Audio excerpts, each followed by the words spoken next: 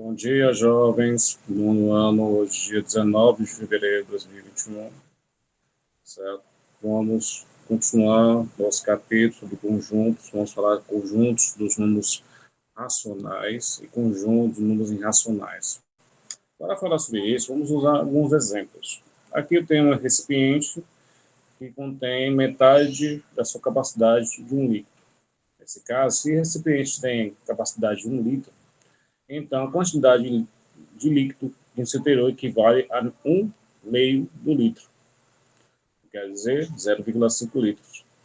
Para representar medidas como essa, podemos usar números racionais.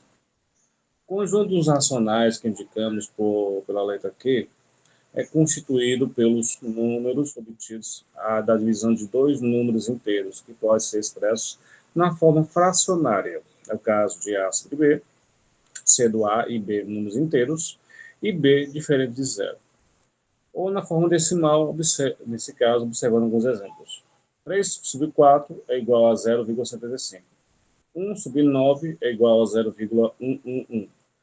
Menos 3 sobre 3 é igual a menos 4,333. 5 sobre 1 é igual a 5. Menos 12 sobre 3 é igual a menos 4. Então, nesse caso, os números 5 menos 4 são inteiros. Todos os números inteiros também são números racionais, pois qualquer número inteiro pode ser obtido pela divisão de dois números inteiros. Como exemplo, 7 pode ser obtido através de 7 sobre 1, 14 sobre 2, 21 sobre 3. Menos 2 pode ser também obtido por 2 sobre 1, menos 4 sobre 2, menos 6 sobre 3. Assim como ao dividirmos dois números inteiros, podemos obter números inteiros. Menos 8 sobre 3 dá 6, menos 48 sobre 2 dá menos 24, 28 sobre 4 dá 7, 3 sobre 1 dá 3. Ou também podemos encontrar números de decimal finita. No caso, 7 sobre 5 dá 1 quarto, 1,4. 23 dividido por 8, jovem, dá 2,875, menos 37 sobre 4 é igual a menos 9,25. 648 sobre 625 dá 1,0368. Então, uma dízima periódica, ou seja, um número na forma decimal, cujo algarismo se repete infinitivamente, de acordo com o padrão, chamamos período. É o caso de 5 sobre 3, que dá 1,6666 e etc. Menos 1 sobre 3 é igual a menos 0,333, etc. 235 sobre 9 é igual a 2,37, 37, 37, 37, etc. Na dízima periódica 1,666, o algarismo que se repete é o 6. Já na dízima periódica 2,3737, os algarismos que se repetem são o 3 e o 7. Também podemos representar uma dízima periódica indicando um traço do período. 1,6 traço, 2,37 traço. Passando da página 140 para agora a página 141, nesse caso, podemos observar a relação dos racionais em uma reta, certo? Essa reta, ela representa aqui a localização dos números racionais, certo? Em frações ou dízimas, certo? Em determinada posição. Na reta numérica, sempre é possível determinar um número racional entre os dois números racionais quaisquer. Por exemplo, entre os números 3 e 4, existe o 3,5. Entre 3,5 e o 4, existe 3,9. Entre 3,9 e 4, existe 3,99 e assim por diante. Existem números com infinitas casas decimais, embora não sejam dízimas periódicas, pois os algarismos da parte decimal não estabelecem padrão de repetição. Exemplo, raiz quadrada de 2 é 1,41, 42, 13, 56, 23, 73, 095, etc.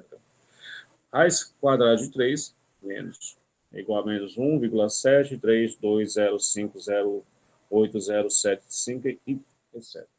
Raiz quadrada de 31 sobre 2, que vai dar 2,7838214181, etc. Número pi é 3,14159266, etc. Os números que têm essas características, ou seja, infinitas casas decimais e não são dízimas periódicas, formam o conjunto dos números irracionais, que são indicados pela letra I maiúscula. Observe as primeiras 50 casas decimais do irracional raiz quadrada de 2, está aqui representado. Por esse número irracional, mesmo que um programa de computador fosse capaz de calcular milhares ou milhões de casas decimais, nunca haveria um padrão de repetição de algarismos na raiz quadrada de 2, como ocorre com as dízimas periódicas. O surgimento dos números irracionais está ligado ao pitagorismo. Grupo de estudiosos matemáticos, filósofos e astrônomos, seguidores do filósofo matemático grego Pitágoras, por volta do século V a.C., eles perceberam que não era possível medir a diagonal de um quadrado de um lado unitário, usando números racionais. Então, os números foram desenvolvidos, os não racionais ou irracionais. Da página 141, nós iremos para a página 142. Vamos entender o pensamento de Pitágoras. Observe como é possível representar o número raiz quadrada de 2 geometricamente na reta numérica, usando régua e compasso. Com o auxílio da régua, construímos um quadrado de lado medindo 2 centímetros e dividindo em 4 quadrados menores, e com 1 centímetro de cada lado, a área de 1 centímetro quadrado. A folha de lado 2 centímetros, a folha dividida em 4 passos de 1 centímetro, adotando o centímetro como unidade medida de comprimento, mas pode ser adotada uma unidade outra qualquer. Em seguida, dividimos cada quadrado menor ao meio, traçando uma das suas diagonais de maneira que forme o quadrado amarelo. Com o quadrado amarelo é formado por 4 triângulos, cada triângulo com 0,5 centímetros de área ao quadrado. Concluímos que o quadrado amarelo tem 2 centímetros de área ao quadrado. 4 vezes 0,5 dá 2. Agora, usando o compasso, transformamos para a reta numérica a medida do lado do quadrado amarelo. Dessa maneira, obtemos o ponto correspondente à raiz quadrada na reta. Aqui. Para podermos representar um número racional na reta numérica e dos números racionais. Por exemplo, o número irracional, raiz quadrada de 5 é 2,2360067, é maior do que 11 sobre 5, que é 2,2, e menor do que 7 sobre 3, que é 2,3. Ou seja, está localizado entre os racionais 11 sobre 5 e 7 sobre 3. Observe essa representação da reta numérica. Então, nesse caso, podemos representar a localização dos irracionais na reta. Nesse caso, continuando, então podemos observar, na página 143, a representação dos outros números irracionais na reta numérica. Podemos também representá-los aqui. Então, no diagrama abaixo está apresentada a relação entre os conjuntos dos números naturais, inteiros, racionais e irracionais. Os naturais estão contidos nos inteiros. Os inteiros estão contidos nos racionais, só que os irracionais não contêm nenhum, está fora, isolado.